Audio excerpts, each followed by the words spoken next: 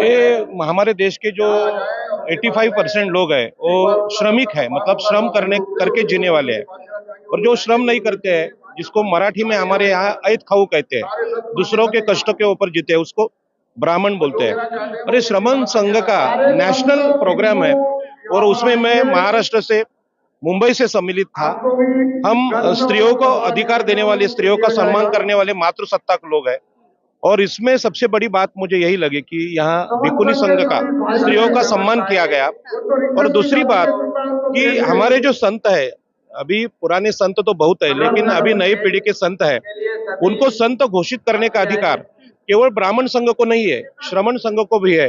जैसे हमारे ये जो श्रीधर मोकल है सामने, ये उनको कैमरे पे दिखाओ, ये अच्छे कपड़े में है लेकिन ये विपश्यना पढ़ाते हैं, आगरी समाज से है।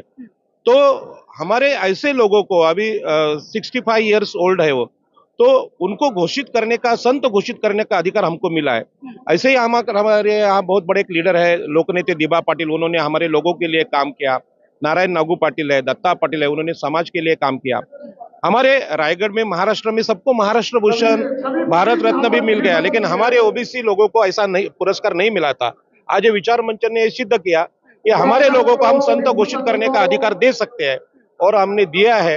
ये देश के लिए बहुत बड़ा संदेश है कि आप अभी ये देश में सिर्फ ब्राह्मण संत नहीं होंगे तो बहुजन, उपेक्षित, वंचित और कष्टकरी समाज है, श्रमिक, वो भी संत हो सकते हैं और उनको संत घोषित करने का अधिकार आज हमको मिला है। इसके लिए मैं आयोजकों को धन्यवाद दे रहा हूँ।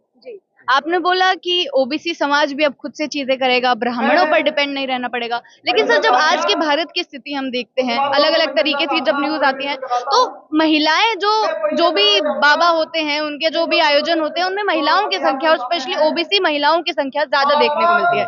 कहीं से भी इंफॉर्मेशन आती है तो पता चलता है कि ओबीसी समाज की महिलाएं वहां मौजूद है। तो किस तरीके की कॉन्फ्लिक्ट चल रही है फिर आपस में? मैं आपको धन्यवाद देता हूँ कि ये निरीक्षण आपने किया है।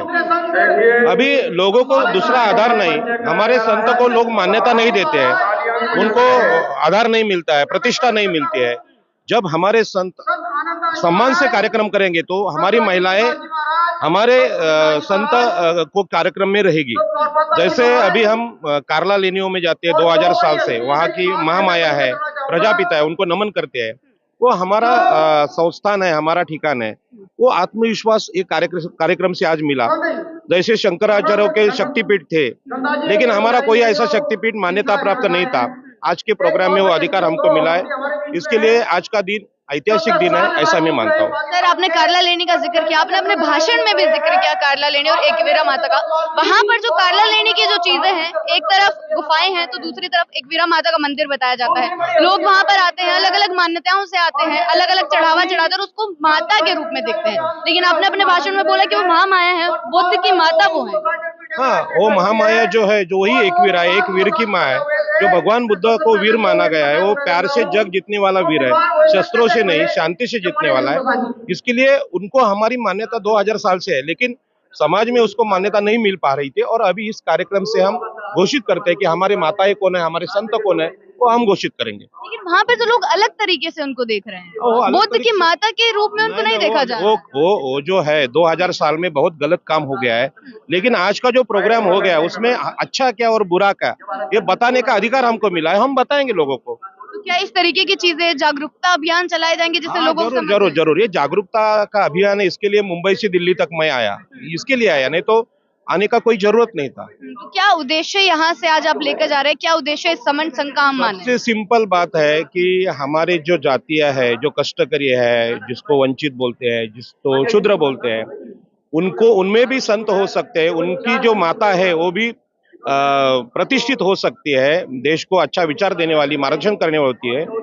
ये समझाने के लिए आज का प्रोग्राम बहुत बड़ा कार्यक्रम है और ये अधिकार लेके हम यहाँ से जा रहे हैं। कई लोग बोलते हैं सर कि आज के दौर में अब ओबीसी समाज जागरूक हो रहा है, अब ओबीसी समाज को चीजें समझ में आ रही है और वो भी इस मिशन में जुड़ते हुए जा रहे हैं। किस हद तक सच है ये चीज और कितने लोगों को और जागरूक करना? सच है, पूरा ओबीसी समाज जागरूक हो गया है। अभी उनको मालूम है कि विधानसभा, लोकसभा में उनको एंट्री नहीं है, लेकिन ये श्रमण संघ है, ये लोकसभा ही है दिल्ली में, मुझे लोगों की सभा है और इसमें हमारा अधिकार हम खुद ले लेंगे, हाथ में ले लेंगे और उनको लोगों को बांटेंगे। और इसके लिए ये देश की जो निराशा है, संविधान खतरे में है, उसी टाइम पे ये हो रहा है, ये बहुत बड़ी बात है। आप बोल रहे संविधान खतरे में है, आप इस चीज का जिक्र कर रहे हैं, क्यों लग रहा है? ये चीजें कहाँ से आ रही है? ये मनुस्मृति से आ रही है। ये चीजें जो आरएसएस का विचार है मनुस्मृति का, उससे आ रहे हैं। लोगों के अधिकार खत्म हो रहे हैं, बोलने के अधिकार खत्म हो रहे हैं। महाराष्ट्र में कभी बंदूकी का दंगा नहीं होता था, अभी दो तीन घटनाएं हो गई, लोग डर रहे हैं। और वो लोगों को शांति देने के लिए, सुरक्षा देने के लिए, सब छोटे जो दबे लोग हैं, पिछड़े लोग हैं, उन्होंने एक आना जरूरी था। इसके लिए ओबीसी एससी का 85% लोगों का विचार अभी सत्ता और ज्ञान की तरफ जाएगा, ये मुझे विश्वास है। क्या करना पड़ेगा सर, संविधान को बचाने के लिए क्या करना पड़ेगा लोगों को? अपने जो सब अधिकार है संविधान के, लोगों को बताना पड़ेगा, समझाना पड़ेगा, और समझाने का काम हम करेंगे। और पहली बात यह है, आज लोग सब इकट्ठा हुआ है, वो यही बात है कि हम बोल सकते हैं, हम अपना अधिकार खुद ले सकते हैं। इसके लिए आज का प्रोग्राम बहुत बड़ा है। जो लोग, आखिरी सवाल से सर खत्म करेंगे सारे इसको भी एक संयोज करते हुए, जो लोग अभी भी नहीं समझ पाए हैं, जो अभी भी एकजुट नहीं हो पाए हैं, इन सारी चीजों को उस जागरूकता की भावना से नहीं देखते, उन लोगों को क्या कहना चाहिए? जो लोग अभी भी संगठित नहीं हुए, उन लोगों को मालूम है, लोगों आप ये मनुवादियों का बहुत मार खा रहे हैं।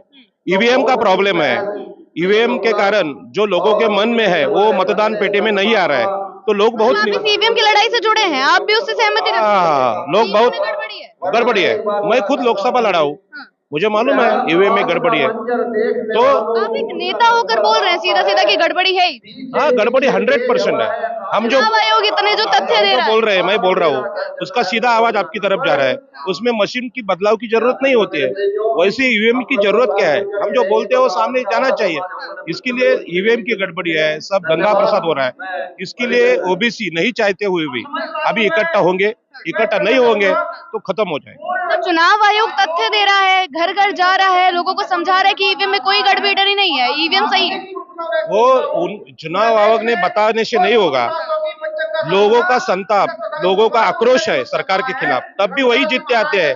ये गलत बात है, सीधी बात है। सूरज है वो सूरज है, चांद है वो चांद है। सूरज को चांद हम नहीं बोल सकते।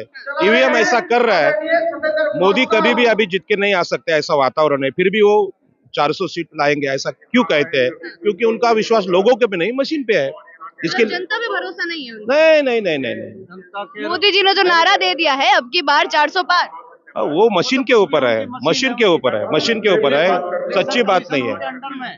थैंक यू मैडम, हमको जाना है जल्दी। आपको बहुत धन्यवाद, आप बहुत बुद्धिमान है, आपका आदर करता हूँ। Thank you sir. दे धडक बेधडक वृत्त देणाऱ्या आपल्या शिवसत्ता टाइम्स न्यूज चॅनलला लाल बटन दाबून सबस्क्राईब करा आणि बेल आयकॉनला क्लिक करायला विसरू नका।